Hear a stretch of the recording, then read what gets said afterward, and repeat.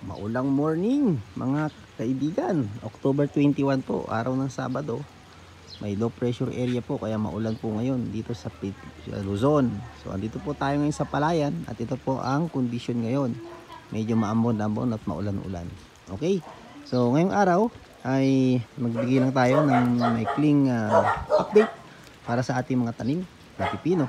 So sa pipino, and then heads up lang guys. So itong ating post ngayon ay ipopost ko na sa ating page, Facebook page at The Green Basket, no? So doon ko na lang ilalagay yung ating mga update at sana isubaybayan niyo po hanggang sa huli yung ating ginagawang cucumber test, no? Farming gardening test. Nalaki nung ng garnet. So yan, no, walang damo, no. So ang ginawa ko po diyan, sa ilalim po yung karton and then sa ibabaw yung sapal ng coco coir, para may bigas nun, coco coir. So yan po yung ating kamatis. Kumusta naman yung ating lettuce? So ito po yung ating seedling, ano bang tawag dito, seedling cabinet. Yan, nilagyan ko ng plastic sa taas, UV plastic, para maprotektahan sa ulan. So yun po yung kondisyon ng ating mga, tinataas ko lang po yan na ganyan. Pag maaraw, pag umuulan, binababa ko. So yan na po yung ating mga seedlings. Ayan, malalaki na. Ang transplant day nito is 25. Ito pong junction sa 30 po ang schedule ng transplant niyan. And then yun naman pong Sanadu sa 28. Ganyan. Yan po ang schedule ng transplant. Okay? So yan guys, yan po yung ating mga lettuce at yung ating sultan. Okay. So update na po tayo sa ating seedling bago tayo pumunta sa main course ng ating video for today. Check ko lang yung ating kamatis naman. So ito na po yung ating mga kamatis. Nagsitubuan na yung ating avatar saka yung garnet. So pansin ko lang, no, mas matagal tumubo yung garnet kaya sa avatar, pero nevertheless tumubo pa rin po. Kaya okay naman. Yan. Siguro nalalim lang or hindi lang nabasa ng maayos. Andito pa yung karugtong po niyan. So ito po ay pang pang December, January. Yan.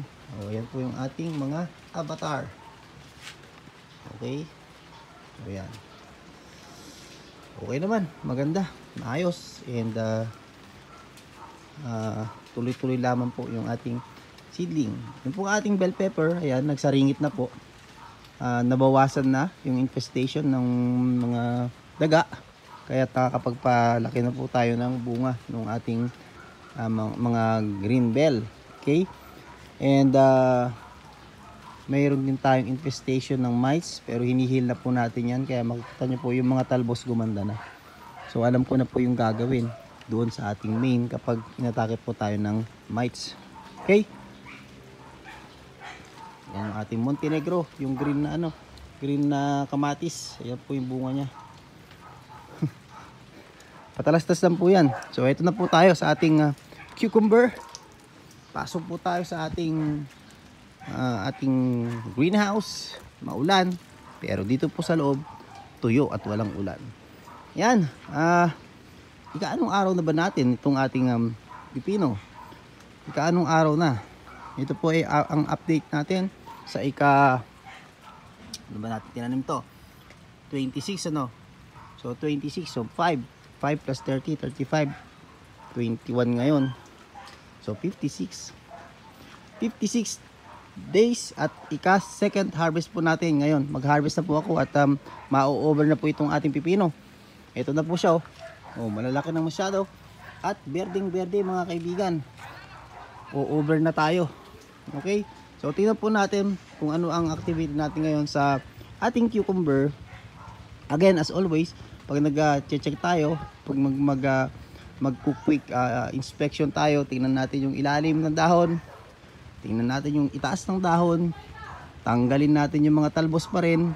So dito, for example, ito po yung routine ko. Dadaan po ako dito kasi yung mga naaabot na lang yung inaalis ko. Ito, makikita nyo po, ito yung ating pangatlong branch na mini-maintain.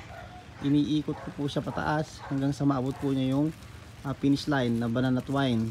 Ayan. Then inaalis ko yung ganito niya. So inaalis ko lang yan. Okay? Then ito po yung mga bunga niya na aalagaan na natin. So same pa rin dito, alisin natin yan. Okay, ganun. Yan lang yung ating routine, ano. Then paikot natin paano ba? Pa clockwise. Okay, clockwise po yung ikot ko. Yan, no, same din dito. Then makikita nyo po yung bunga na magkakasunod. Every nodes po may bunga po itong emperor. Ayan, oh. May bunga po yan every nodes. Yan. So dito medyo mataas na, malapit ko na po itong putulin. So ganyan, alisin lang natin. Bakit basa? May pawis or may tulog ba? Anong nangyari? Okay, anyway, so tuloy ko lang po yung pagtatanggal ko dito para matapos ko yung isang bed. Yan. Then balikan natin yung ibang mga talbos. O nakarating na tayo sa taas doon, no? So yun, itutupi ko mamaya. Hindi ko magagawa ngayon kasi hawak ko sa camera yung isang kamay ko. So hindi ko siya maaalis, ano. Yan. So yan po yung kagandahan ng naka-tunnel. Kahit po umuulan, makakapagtrabaho tayo sa loob ng ating greenhouse. Okay, so silipin natin. May mga bunga na po sa taas. Ayan, malalaki na po yung bunga sa taas. Ito, tingnan natin dito. Ayan, oh, sulod-sulod po ang bunga, mga kaibigan. Ayun, haharvestin na po natin yan. Ayan, yan, ayun. So marami po tayong ma-harvest ngayon. Ayun. Then ito na po yung mga kasunod. Second harvest. So every 2 days harvest po tayo. So tingnan ko lang po yung condition ng mga dahon sa ilalim para makita ko kung mayroon bang sakit or kung may mga insekto ba. Okay, and good news naman, wala naman tayong nakikitang insekto, wala pong aphids, wala ring fungus. So medyo tatagal po tayo siguro sa pag-harvest dito, no, mga kaibigan. So tingnan nyo po, oh. Uy, bumagsak yung ano doon, ah. So ayan po yung mga bunga sa ilalim na kasunod nating aanihin. So yan po yung ating aanihin at magre-record keeping na po tayo. Nako, may problema tayo rito sa ating balag. Bumagsak na. Bumagsak, ah. Umusad.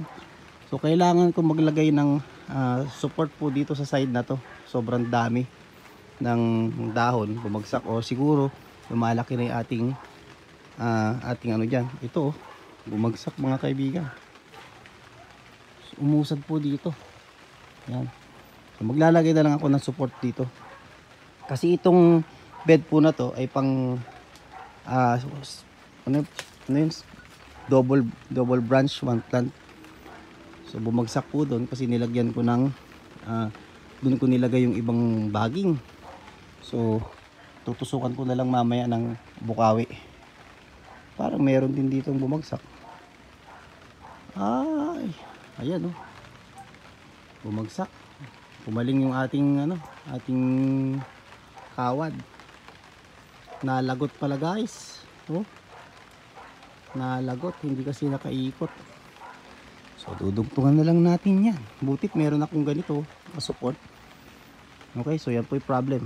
First problem encountered, bumagsak po yung ating balag. Buti na lang hindi masyadong malaki yung damage. Okay, anyway, so yan po. Tingnan natin ilalim. Yan, marami pong bunga sa ilalim. Marami-rami po tayong ma-harvest ngayong araw. So tuloy po tayo. So ano po yung ginawa natin? This past days, tuloy-tuloy pa rin yung pag-aalis ko ng dahon sa ilalim. Yung mga old na leaves, inaalis ko. Yung mga nakalagay po sa ilalim ng mga natatabingan na mga malalaking dahon, inaalis ko po siya. Para yung pong energy ng ating halaman magdiretso po dito sa ating mga bungang maliliit. So sinisilip ko dun sa taas, meron pong mga langgam, oh, lalaking langgam. Meron pa silang something doon. So for sure meron po yung inaalagaan dyan. Kaya assign sa atin na malamang may aphids na naman silang pina-farm, yung mga langgam na yan. Mga farmer din po yan, eh. So nilalagay po nila itlog ng aphids dun sa mga dahon. Tapos itong mga aphids na to, nagpo-produce po ito ng honeydew. Yun naman yung kanilang sinisip-sip, kinakain. Diba? Gaya natin, farmer din sila. O, tingnan nyo po dito, oh. Yan, oh. Oh. Lalaki na. Mabilis lumaki, mga kaibigan. At yan po yung ating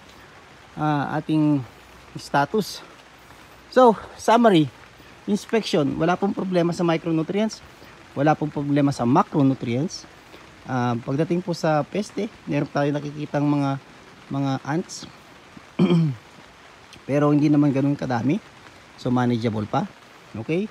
So balag, vine management, okay pa rin, kaya lang bumagsak po yung ating balag sa baba, na lagot po yung kawad. Ito yung ganitong tali natin, napagot, tanggal sa pagkakapit, kaya bumagsak. So ang gagawin ko po mamaya, maglalagay ako ng kawad doon. And magsa second harvest po ako ngayon. Hindi ko magagawa ito habang hawak ko itong camera, kaya ilalagay ko na lang siguro sa description later on kung ilan yung aking ma-harvest. Ngayon po ang second day ng harvest natin. Doon ko na lang i-share sa comments description kung ilan yung ma-harvest natin sa second day. So yung first harvest natin, naka 3.5 kilos tayo. So tingnan natin kung makakailang kilo tayo ngayong second harvest. So total plants po ay 140 po yung exact, pero may namatay pong dalawa later before. Naalala ko may binunot po akong dalawang puno na-infest ng powdery mildew, so binunot ko na lang. So more or less 140 po ito. Okay, so ano yung tips or na may share ko sa inyo ngayon? Actually, ang improvement na ginawa natin itong mga nakarang araw ay nag-set up po tayo ng auto fertigation. Okay, papakita ko po sa inyo yung ating auto fertigation. So ganyan lamang po, inilagay ko po yung mga drum dito. Yan, papakita ko sa inyo yung kailangan natin para sa fertigation. So every 3 days ay nagpe-fertigate po ako. So dati-rati, ang ginagawa ko po dyan, inahalo ko po dito sa timba yung pang fertilizer saka po dinedrench. Ngayon po, ang ginagawa ko na lang ay naka-feed na po sa ating linya. So kailangan po natin para sa auto fertigation, number 1 syempre yung lalagyan. Ito po, andito na po yung mga nutrients natin. Dito po nakalagay. So mag-set up tayo. Set up natin ng mabilisan. Papakita ko po sa inyo. So ito, aalisin lang natin yung pipe. Yan. Okay. Then i-insert po natin dito sa ating adapter. Okay. Ayan, insert natin dyan kasi ngayon pong araw na to magde-drench po ulit tayo ng nutrients. Okay. After nyan ay meron po tayo ritong drum na merong solution. So ito po ang solution natin ginagamit ay more on phosphorus, potassium, saka Epsom salt, and then Jedam. Meron po tayong Jedam dyan. Okay, yan po ang isa sa ating nilalagay para naman sa microbes, microbe population, ilagay natin dyan sa ating bed. So iran lang natin yung ating pump. Okay, okay na po yan. Then ito, i-distribute na niya po dyan. So tamang-tama, pagkatapos kung mag-harvest, tapos na yung pagdedrench ng ating pataba. Okay, so ayun, makikita nyo po, tumutulo na yung mga dripper. Okay, so diretso na po dyan sa ating mga linya yung ating pataba. Ngayon, yung pong switch na yun, so ang kailangan po natin, sorry medyo magulo yung aking video. Ang kailangan po natin is number 1 sa auto fertigation, sinet up ko para hindi ko na paulit-ulit siyang gagawin. Pwede ko nang i-automate. Number 1, meron po tayong timer doon. Okay, yung timer po na yun guys ay naka-on or naka-set every 2 days or every 3 days. So every anong araw mo gagawin yung fertigation. And then meron po tayong interval na 1 minute. So ang inurasan ko po ito, ang aking pagpapataba po dyan 10 minutes, malalagyan na po lahat yan. So 10 minutes ang mag-on, o kaya 5 minutes, try nyo po yun, 5 minutes sa umaga, 5 minutes sa hapon, total 10 minutes. And then magra-run siya every 2 days. So maggagana po yung switch, pag gumana yung switch, mag-on po yung pump. Okay, may pump po dyan na submersible pump, nakakonekta po dito sa pipe papunta dun sa ating linya ng ating mga tubo. Then directly naman i-distribute niya sa ating bed. So yun po yung automation na ginagawa natin para sa module po na ito. Okay, so pag napatubigan na yan, ulitin ko na lang po siya after 2 days uli. Kaya tuloy-tuloy ma-automate po natin yung pagpapatubig at yung pagpapataba. Okay, So ano naman gagawin mo sa pagitan? So sa pagitan, syempre magpapatubig lang tayo ng normal water lang. Yung walang halong nutrient.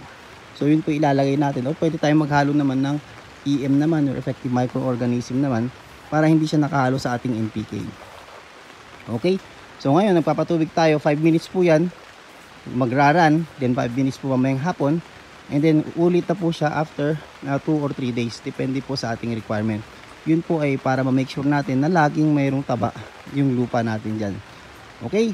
So yun po yung gusto kong ibahagi sa inyo. Again, ulit tayo, share i-recap natin paano tayo mag-setup ng fertigation. Siyempre, iayos mo yung linya. Ayun, may tulo rito. Sayang po yung ano. Okay? Tinataas lang po yan na ganyan, oh. Yan, oh. Hihila natin. Yan. Okay, number 1, kailangan meron kang nakasetup na drip lines. Number 2, meron kang lalagyan ng drum ng inyong solution. Okay, yan yung requirements mo. Number 3, meron kang submersible pump na i-on natin sa given schedule. Then number 4, meron tayong switch. Okay, so pag switch, andar yung pump, i-set up mo yung switch mo ng gagana ba siya, MWF, ilang minuto mo siya pagaganahin.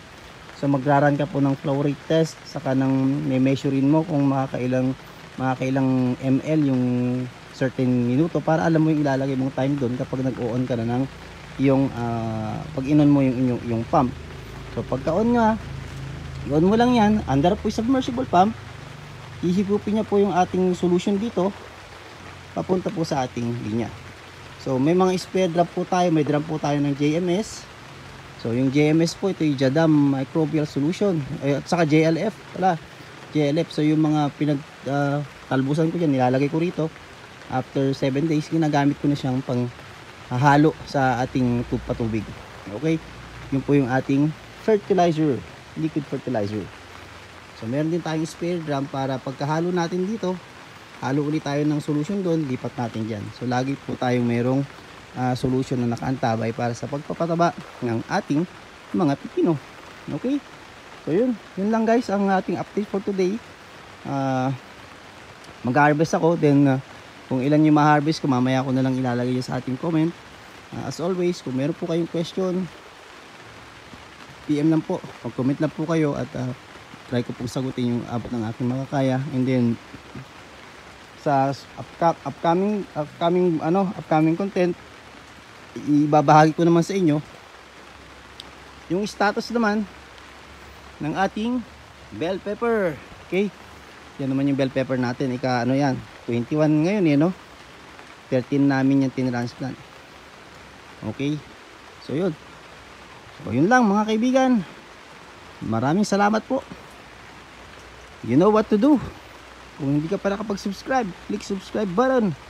Share, comment po rin kung alam mo makakatulong ito sa iyong mga kaibigan. Kung may kakilala ka na sa tingin mo makakatulong itong information to, share mo lang din. Kung nasa Facebook ka, click follow. Ang ating pong official page ay The Green Basket page. Huwag pong kalilimutan mag-follow. Maraming salamat po. Mag-ingat po kayong lahat at maulang morning po ulit sa inyong lahat. Bye-bye!